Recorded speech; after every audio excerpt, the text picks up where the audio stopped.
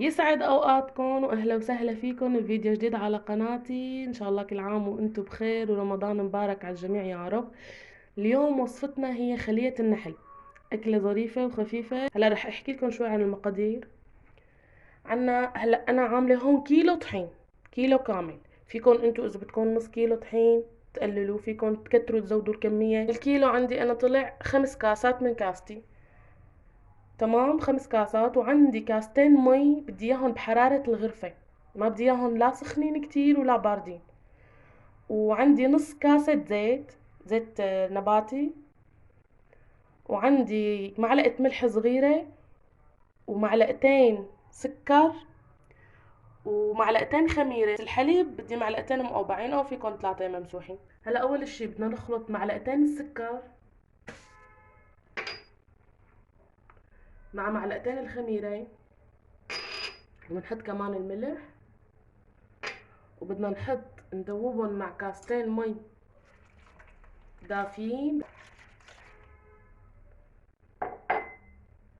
بدنا نحركهم تماما لتذوب الخميرة.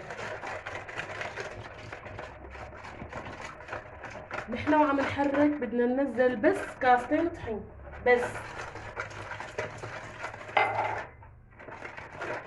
طبعا بدنا نغطيها. جهزت العجينة بعد ربع ساعة. هلا بنكشفها، بنحط فوق منها الطحين البقيان،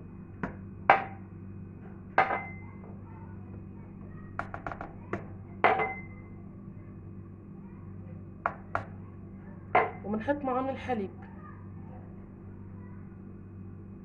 معلقتين كبار.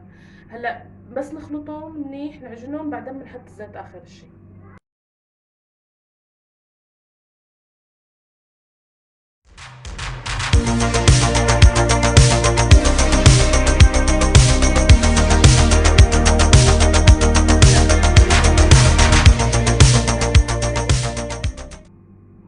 بعدين ندعكها مع الزيت.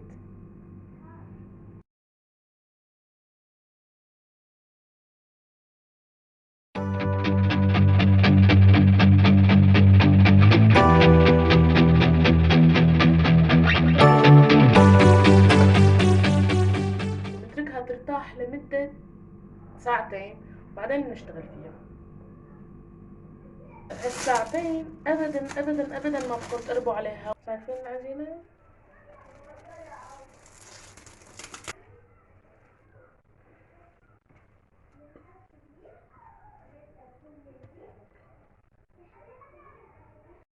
بتجنن هالعجينة، عن جد كتير طرية، كتير كتير. ما بعرف اذا مبين قوامها عليكم. وهلا اجينا لمرحلة الحشي. هلا بالنسبة للحشي انا اوقات بحشيها شوكولا، اوقات بحشيها جبنة. طبعا جبنة سائلة الدهن. هدول اطيب حشوتين بيطلعوا بخلية النحل. هلا انا عملتهم دوائر صغيرة هيك، بقطعهم كلهم نفس الحجم. بعدين برقها هيك شوي على ايدي،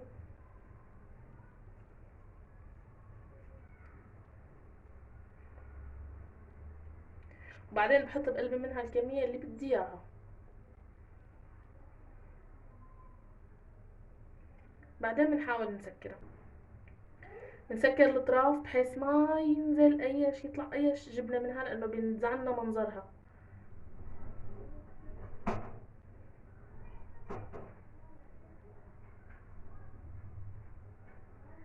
هلا هيك تمام. بنسكرها منيح.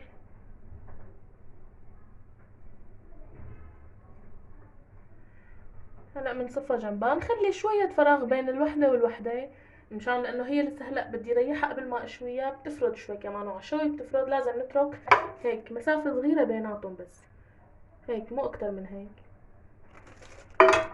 بنكملهم كلهم وبرجع لكم. هي خلصت اول صينية.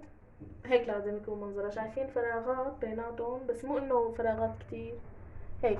هلا بدي ريحها على هي الصينية كمان قبل ما اشويها، بدي ريحها شغلة ربع ساعة نص ساعة. قد ما ريحتوها بيكون احسن، بتنفش كمان اكتر من هيك.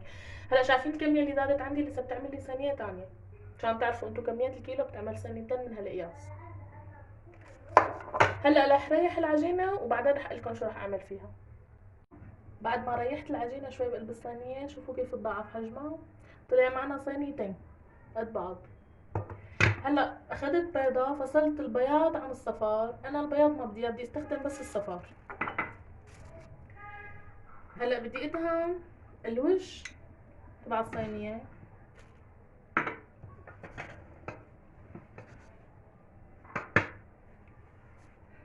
مشان يطلع لونها ذهبي، بيطلع لونها كتير حلو. لا تستغنوا عن هاي المرحلة، لونها كتير يعني بيطلع ظريف. تمام.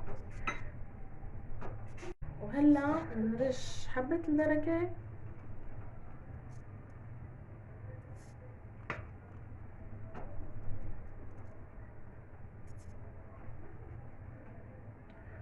وسمسم.